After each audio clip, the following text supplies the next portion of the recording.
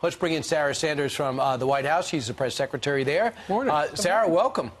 Good morning. Great to be with you guys. Sarah, we're not going to talk to you about number 23, the 23rd person to run for the Democratic nomination. So let's talk about what the president's going to be discussing today, and that's immigration reform. Do you think he's squelching the message, which is the emergency action that Senator Lindsey Graham is bringing forward by bringing out his comprehensive program at the same time?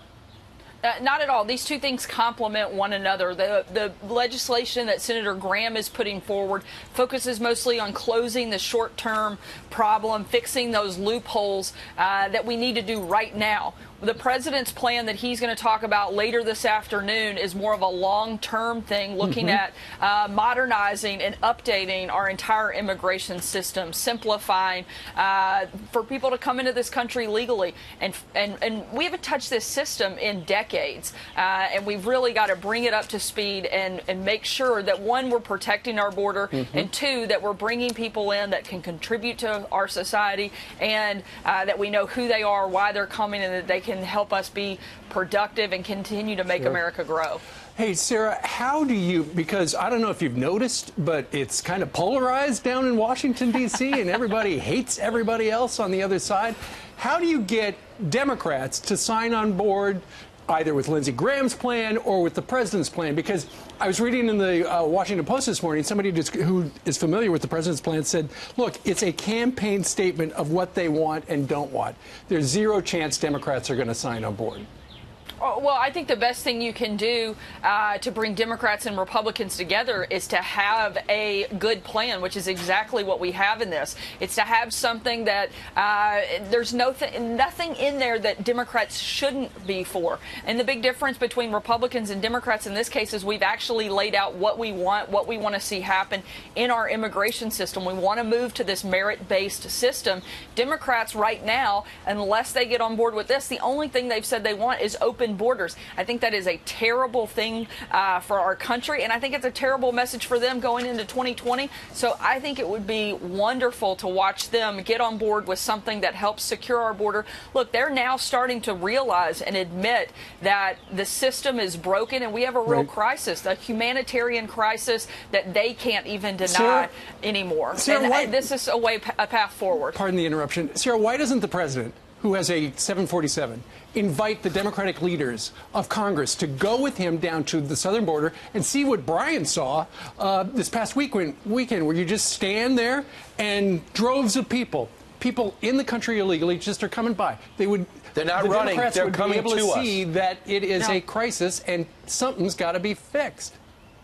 I think that's a great idea. You know, we've encouraged a number of members to go to the border. I know some folks in the media have been down there over the past couple of months and have seen that. Brian, you did a great job documenting some of the moments. I mean, it is a true crisis. At least we're finally starting to see more people understand what the president has been talking about all along and just how right he was, and the fact that we have to do something. And that's why we've had our team here put so much time and effort into actually building out and fixing the system. It's been broken for decades, and we're trying to do something that would modernize it and help us bring people into this country. That's one of the big misconceptions. The president wants people to come into the country, but he wants them to come in legally, and he wants them to come in prepared and ready to easily assimilate into our workforce and help grow America and contribute to it in the way that we've been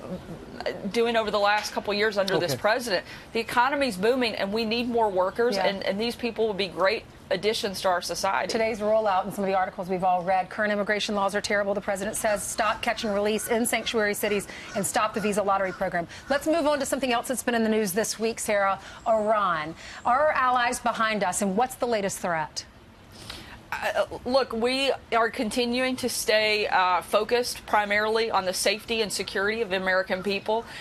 We have taken steps to move some of the diplomatic corps out of areas that we see they need to come from as we see the threat level go up. We continue to be vigilant. What we'd ultimately like to see is behavioral change from Iran, and we're going to continue the maximum pressure campaign until we see that happen. Yeah, I just understand, too, Major General Christopher Giza, Deputy Commander of the U.S. Operations with the British, say you guys basically are overstating that there is no emergency, and CENTCOM has pushed back on them. But it's pretty sad when our allies are pushing back on us. It makes you wonder who are allies and what the president knows.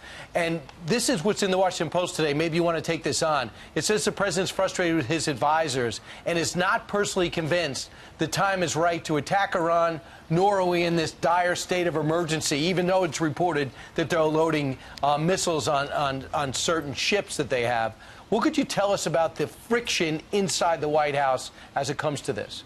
Well, the president addressed this yesterday. There isn't friction. There's a lot of information, but ultimately there's one agenda, one decision maker, and that's President Trump. He's the one the American people elected. He's going to take in the information and the guidance from all of his national security team, and he then will make a decision on what he thinks is the best and safest thing for the American people. It's very simple, and it's good to have a number of people from different backgrounds with different viewpoints to offer that information. And that's exactly why the president has assembled the team that he has. They take that information, they can advise him, but we're basing this off of information from a number of different places in the intelligence community, and the president will be the one to make the ultimate decision. All right, a lot of people are looking at that Russia investigation. They want to know if it was lawful, if it was appropriate. I know the IG report is set to come out at some point over the next few weeks, Horowitz report.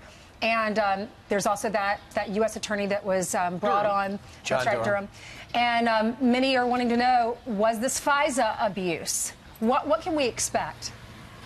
Look, I'm not going to get ahead of the IG's report, but I think just like most Americans, we all want to know why did this start in the first place, and why were they spying on the Trump campaign? It seems like a gross overreach, and we'd like to get some answers. And we think the Attorney General is doing a great job, and we're glad that he's looking at the other side and the origins of where all these things started. It's a completely insane process that's taken place, and if anything, it looks that if there was ever any crime committed, it was probably at the beginning of why this whole thing began. The USMCA, I understand there's new political life to it. It's the new NAFTA.